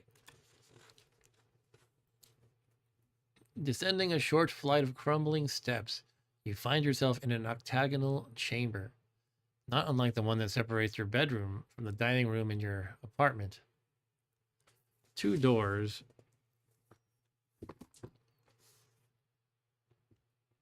2 doors lead off to the left and the right, while ahead of you another short flight of steps. Sorry, I got a nose itch. I decided the whole book. While ahead of you another short flight of steps leads to what appears to be an opulent chamber bedecked with silken drapes. The door to your left is adorned with a pair of ancient curved swords, their blades pitted and tarnished by time. The door to your right bears the same dragon crest as is carved into the chimney breast above the fireplace in your dining room. Okay, you want to try door number 1 or no? Door to the left, 672. Door to the right, 529.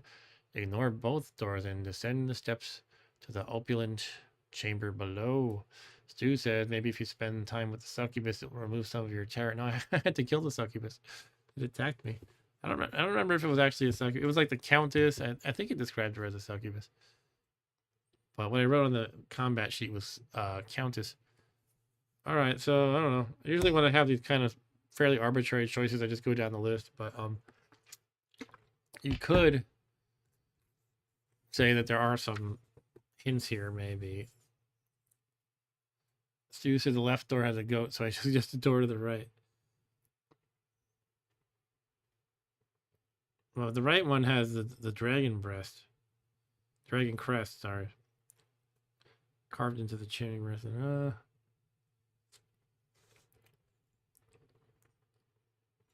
Left is adorned with a pair of ancient curved swords. I think I'm going to go left. I'm going to disregard Stu, which usually means I die. What if I want to get a nice sword to fight with? I don't think Dracula's too happy here, but that's not my paragraph.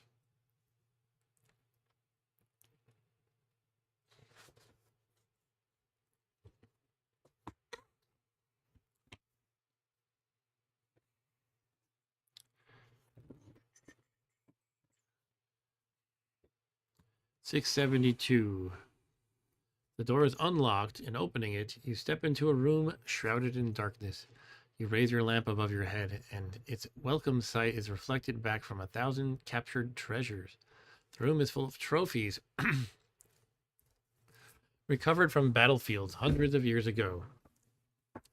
They are mostly the arms and armor of janissaries, like the cross swords secured to the door, the elite infantry of the Ottoman Turks that Count Dracula told you invaded his ancestral lands centuries ago. They must have been taken as spoils of war by one of Dracula's ancestors. Well, as they say, to the victor the spoils.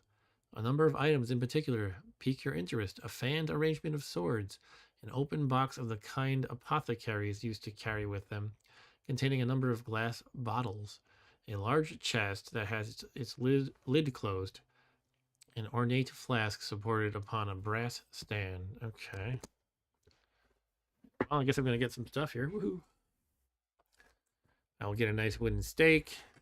Drive it through Dracula's heart. The end. Let's wrap this up. All right, I have the choice. It's always interesting. In a lot of game books, they don't just say, take all the stuff, and here's what they do. It's like, do you want to look closer at the swords? Do you want to look at it? Anyway, what do you guys think? I can take a closer look at the swords at 3. Apothecary's box at 769. The large chest at 829. The flask in the brass stand at 702. Or I could leave the room at 36. I don't know. I kind of feel like I want a sword. And yet I don't really imagine Jonathan Harker being like a sword fighter per se. But hey, it could come in useful. Let's start with the swords, 3. And Stu has a preference for large chests. Yeah, I know you do, Stu. Number 3. All right, give me a sword, baby.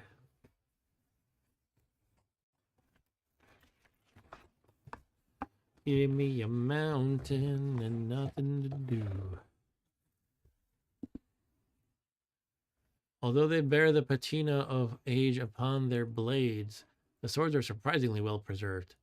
They are kilij, a type of one-handed, single-edged, and moderately curved saber used by the soldiers of the Ottoman Empire. Hoping that you might feel a little more confident and a little less fearful with such a weapon in your hand as you explore the Count's haunted home, you take one from its place within the arrangement on the wall and make a few practice sweeps with it, slicing it through the air. It is light and finely balanced, so you can still carry your lamp as well as the sword. If you want to take it with you, record the saber, on your adventure sheet. Deduct 1 point from your terror score. I feel more at ease with a sword in my hand. Thanks for whoever just hit the like button. I appreciate it. I appreciate every like on my humble channel. So 1 less terror, so I'm back at 10.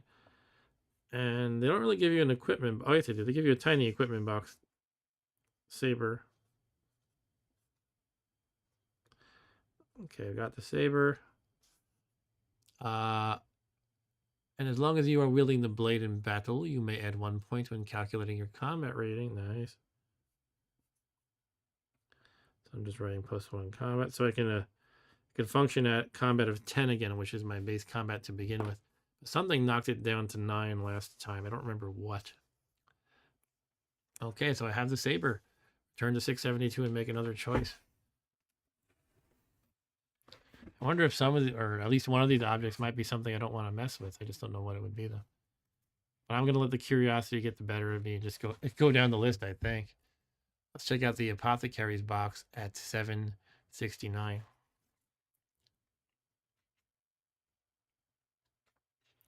And soon we'll get to your large chest, don't worry, Stu. 769.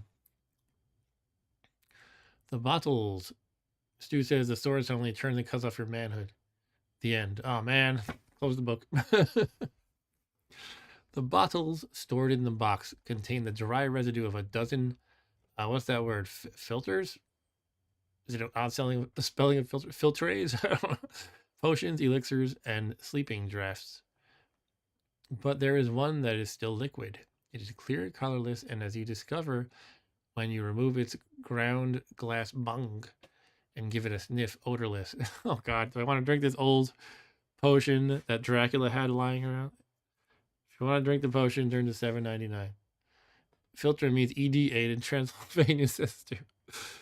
If you prefer to replace the stopper and return the bottle to its place within the velvet-lined box. No, I'm gonna go for it. Oh God, this is how I am. I just can't not have it unless it's like a really solid clue that I have to work with. I might as well try everything. I feel like. Look, we have Barney the vampire over here. Look at that. No, Varney the vampire. Barney.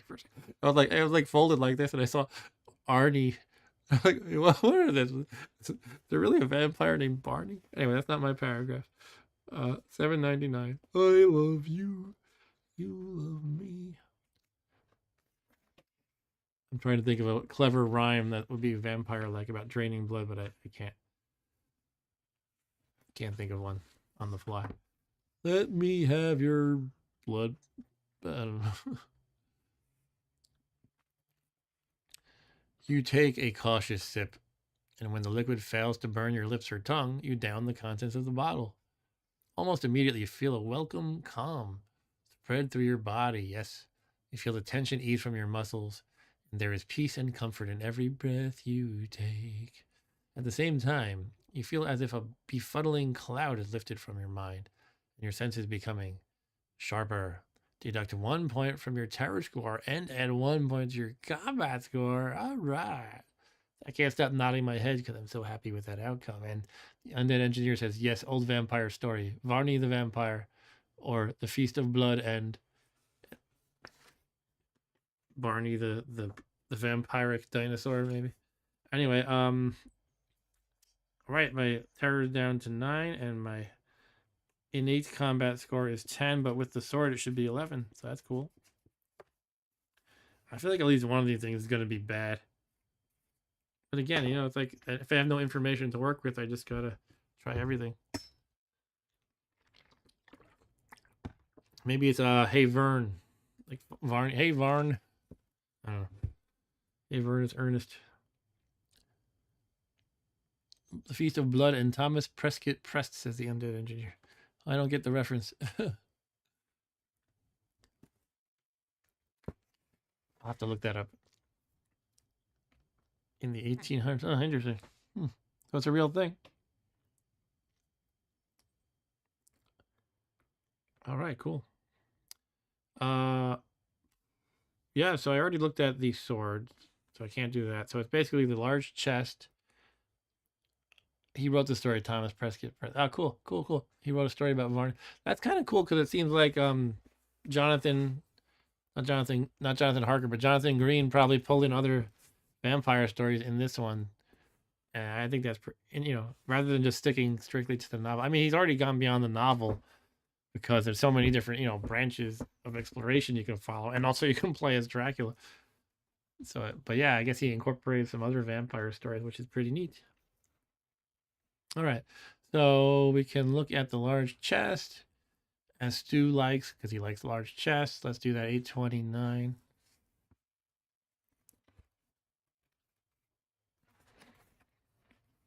There's the street urchin again. Excuse me. Finding the strong box unlocked.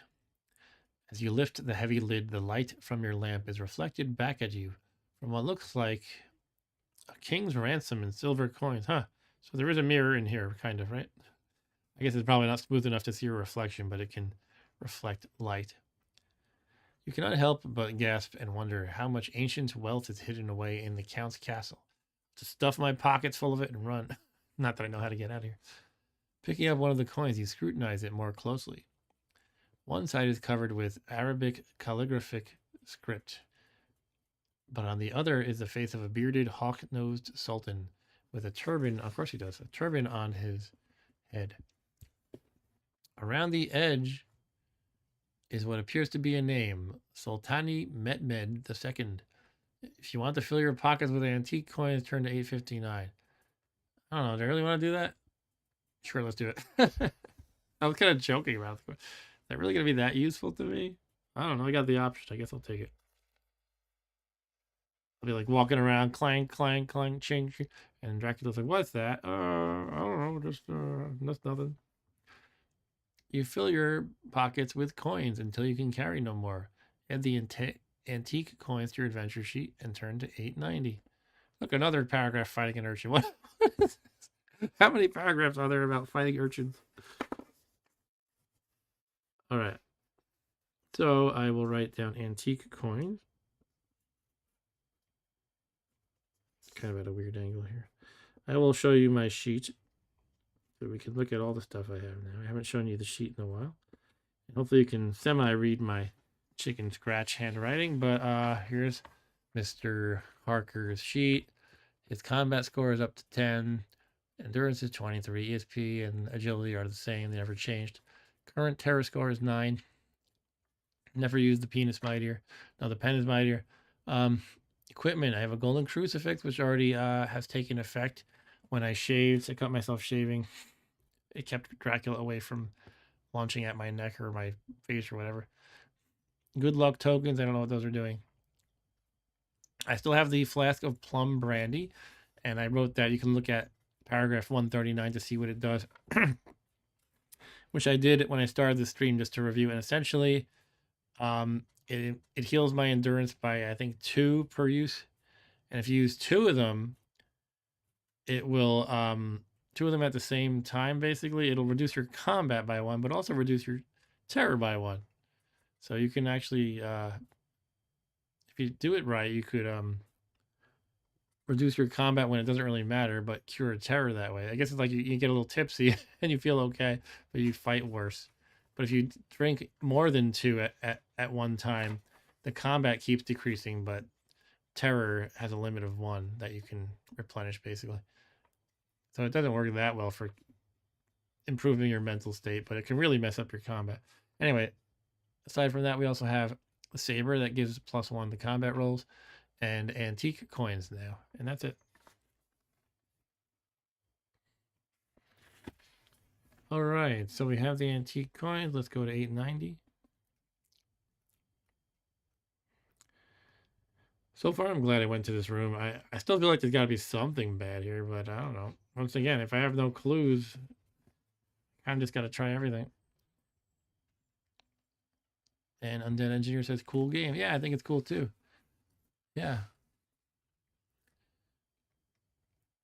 Did I think I'm on the right paragraph, right? Undead says night. It says night all. Okay, good night, Undead Engineer. Thanks for showing up. Thanks for hanging out. It was fun chatting with you. Maybe I'll see you around sometime on another stream. Take care. Have a good night.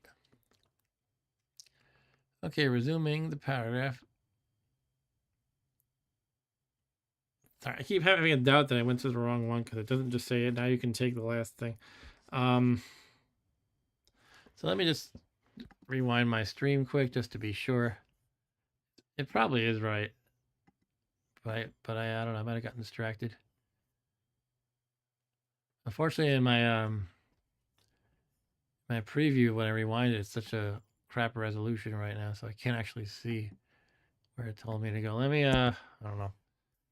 Let me properly view the stream. I'll see what you guys are seeing, and then I can rewind that. Just kind of as a sanity check.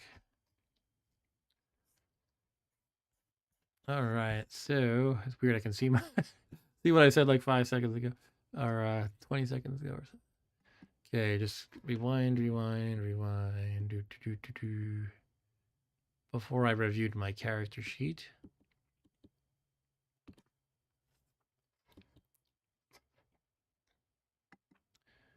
Okay. Yeah, it says 890 after filling my pockets with coins. All right, fine. It is what it is. And it is almost 10:30 here, so I'm probably just going to do a few more paragraphs and then call it a stream. But we are at 890.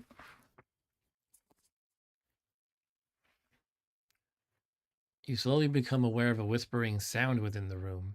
At first, you think it must be a breeze blowing under a door or through a crack in the wall, but as you listen more intently, you become convinced you can hear words within the susurration.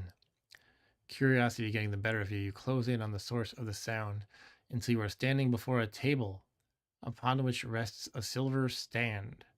Something is clearly resting on the stand, but a dusty silken cloth has been draped over it. Weird. All right, let's remove the cloth because, again, I'm just going to follow my curiosity on everything, no matter how stupid. No, again, if I have a solid clue that there's something bad about it, then I mean, maybe that was a clue. It's something put it there, right? Like something ghostly or supernatural, probably. But I'm doing it anyway.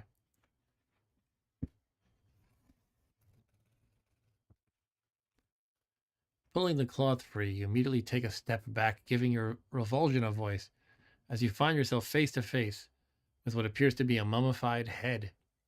The wrinkled gray-green flesh is as dry as a desert tomb, and the eyes have dried up and turned into dust long ago. The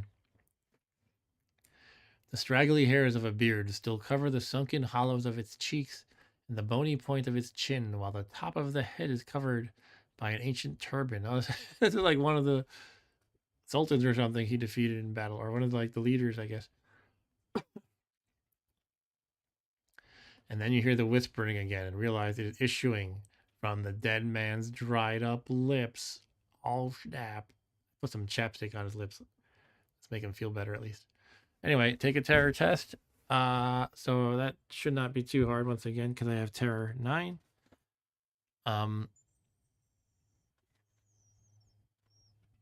Sorry, give me a second.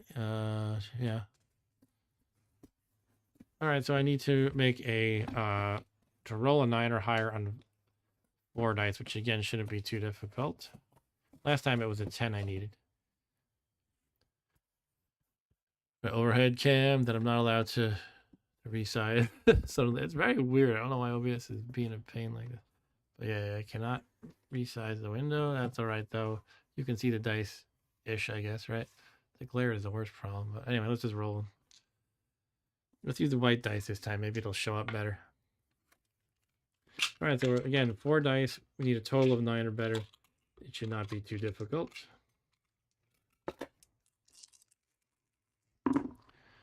All right, we made it. We got a 13. 2 of those dice were 1s, which is a little bit scary when you see those. If you're trying to roll high, right? But we passed the terror check. And that's what matters. All right, number of viewers 0. Is that true? Is anybody still here, Stu? I guess it works out that I'm going to wrap up soon if nobody's watching. But sometimes it does lie.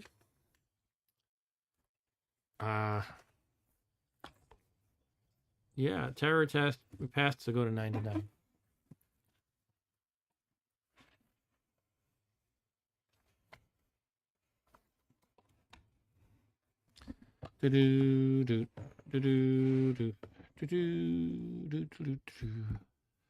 Okay, I guess this will be like the last paragraph, or I don't know.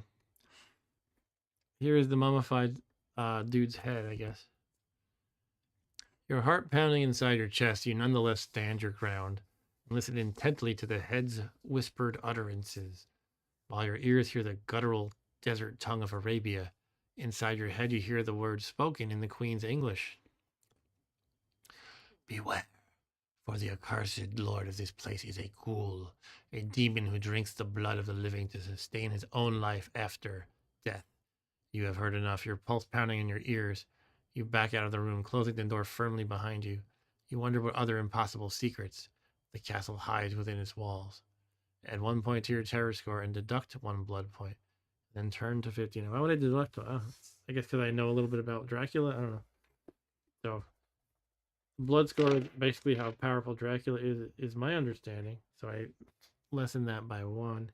And my terror is increased by 1. So I'm back up at 10 terror. All right. So I guess that's the stream. It looks like I got no viewers, so why bother? No, I kind of want to end it at this point anyway. So that's all good. Yeah, but thanks to everyone who watched, although they are gone now. It was good meeting you, Undead Engineer, and it was good chatting with Stu and Ryan as always. And what's his name? I can't scroll up for some reason, so I can't look back. But we had another dude who was there last time. I can't recall his name. David, yeah.